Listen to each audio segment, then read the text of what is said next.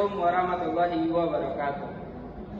Yang terhormat Ibu Elva Dona, SLM, dan teman-teman sekalian, pada pagi hari ini kami akan mempresentasikan hasil dari PPT yang kami buat. Sebelumnya, perkenalkan kami dari kelompok 1. Nama saya adalah Azizan Ahmed dengan NIM 2322002, dan adapun teman-teman saya yaitu Anggela Natalia dengan NIM 2322001, Ilza dengan NIM 2322004, Alina Khairi dengan NIM 2322037, Sylvia Fanti dengan NIM 2322019, Sofina Muskalima dengan NIM 2322009. baik. Kami tidak akan memperlama presentasi pada kali ini. Kita mulai dengan pembacaan materi pertama yang akan dibacakan oleh Selvi Francisca kepada saudari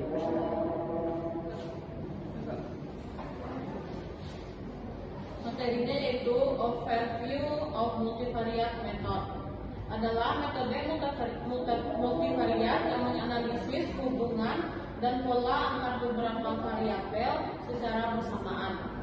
Metode ini digunakan untuk memahami bagaimana berbagai faktor saling mempengaruhi dan untuk memprediksi hasil berdasarkan interaksi antar variabel. Estimasi dari sebuah subsampel kemudian digabungkan, misalnya rata-rata setiap koefisien estimasi di semua model subsampel. Apa itu analisis multivariat? Teknik analisis multivariat karena memungkinkan organisasi untuk menciptakan pengetahuan dan dengan meningkatkan pengambilan keputusan mereka. Analisis multivariat mengacu pada semua teknik statistik yang secara bersamaan menganalisis beberapa pengukuran pada individu atau objek yang dimiliki. Banyak teknik multivariat yang merupakan perluasan dari analisis univariat, analisis distribusi variabel tunggal, dan analisis bivariat, klasifikasi, korelasi, analisis varian, dan regresi sederhana yang digunakan untuk menganalisis dua variabel. Baik, untuk pembacaan materi kedua yang akan dibacakan oleh saudari Sylvia kepada saudari disilakan.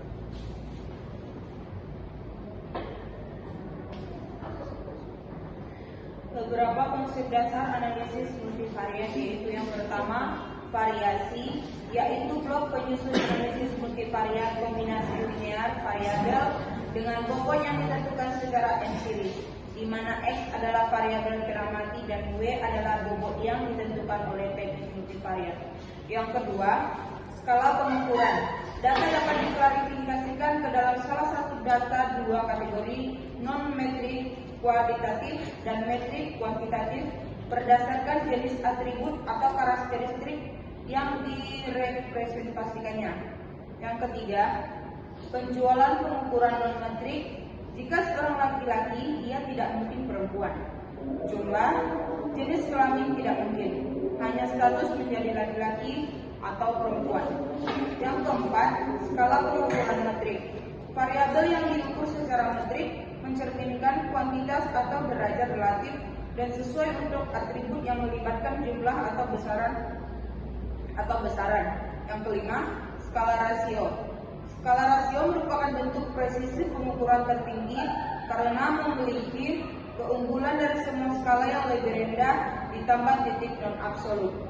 3 faktor kekuatan statistik yaitu yang pertama, ukuran efek probabilitas, yaitu untuk mencapai signifikansi statistik tidak hanya didasarkan pada pertimbangan statistik, tetapi juga pada ukuran efek yang sebenarnya.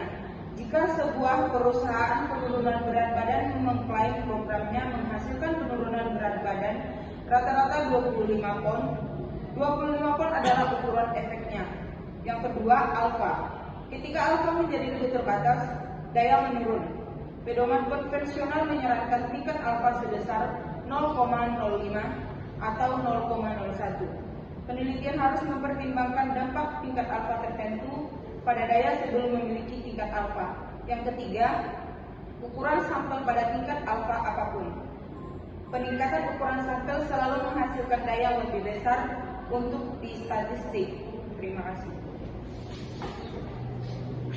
Untuk pembacaan materi ketiga yang akan dibacakan oleh Alina Khairi. Kepada saudari dipersilakan.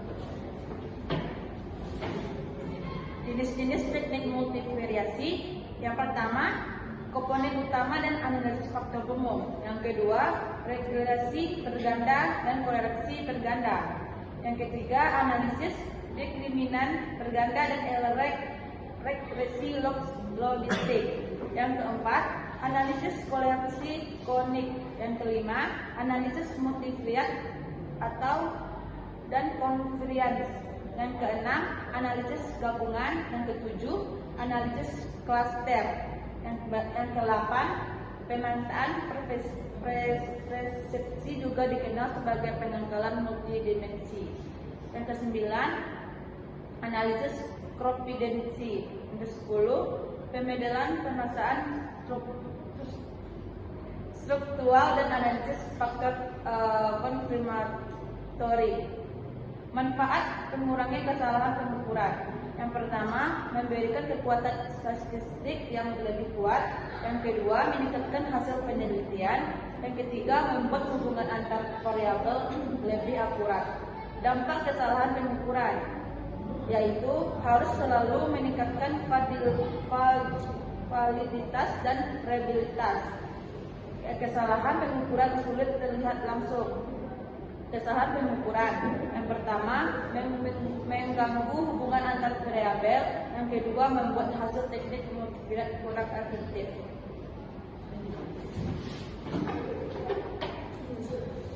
Untuk pembacaan materi keempat yang akan dibacakan oleh saudari Yoga. Kepada saudari silakan. Selanjutnya, tujuan diagnostik model. Yang pertama yaitu memastikan model valid untuk data sampel dan dapat digeneralisasikan. Yang kedua, memberikan kerangka kerja pengembangan, estimasi, dan interpretasi analisis multivariat. Menentukan masalah, tujuan, dan teknik. Yang pertama, membangun model konseptual sederhana atau kompleks, mulai dari definisi konseptual, masalah, dan tujuan. Tentukan yang pertama konsep dependen dan independen. Yang kedua, teknik multivariat berdasarkan karakteristik variabel. Untuk pembacaan materi ketiga yang akan dibacakan oleh saudara Angela Zakaria. Kepada saudari. Penggunaan pengukuran multivariat. 1. Menggabungkan beberapa variabel menjadi satu ukuran gabungan. 2. Memberikan gambaran konsep yang lebih lengkap. 3. Contoh. 1. Kepuasan keseluruhan. 3. Kemungkinan merekomendasikan. 3. Kemungkinan membeli lagi. Baik, terima kasih kepada saudari Angela Nadia. Selanjutnya saya akan membacakan kesimpulan dari PPT yang kami buat. Analisis data multivariat membantu mengelola data kompleks dan menginterpretasikan data untuk mendapatkan informasi atau wawasan yang berguna. Analisis data juga berfungsi untuk menjawab pertanyaan peneliti, menguji hipotesis, atau memahami fenomena yang sedang diteliti. Analisis memungkinkan kita untuk menemukan pola yang tidak terlihat. Dengan analisis bivariat, hanya dua variabel, dan memberikan wawasan yang lebih mendalam tentang bagaimana berbagai faktor berinteraksi. Analisis multivariat memungkinkan kita untuk melihat bagaimana beberapa variabel saling mempengaruhi secara bersamaan yang tidak mungkin dilakukan dengan analisis bivariat. Saya rasa cukup sekian presentasi dari kami. Mohon maaf apabila ada kesalahan. Assalamualaikum warahmatullahi wabarakatuh.